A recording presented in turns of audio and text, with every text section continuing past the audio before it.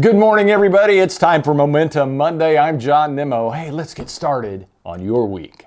This is one of my favorite sculptures. It was designed and done by Richard Muno, and it's entitled The Last Drop. Obviously, it's a person giving the last drop of water to their horse. There are several renditions and modifications to this, but this epitomizes leadership. As a leader, if servitude is beneath you, then leadership is beyond you. You're not capable. We all need to be servants. We need to be serving those in subordinate positions, and that's what leaders do. I often say when we're moving the piano, as a leader, we're carrying the heavy end. Hey, this week, if you want to be a leader, be a servant.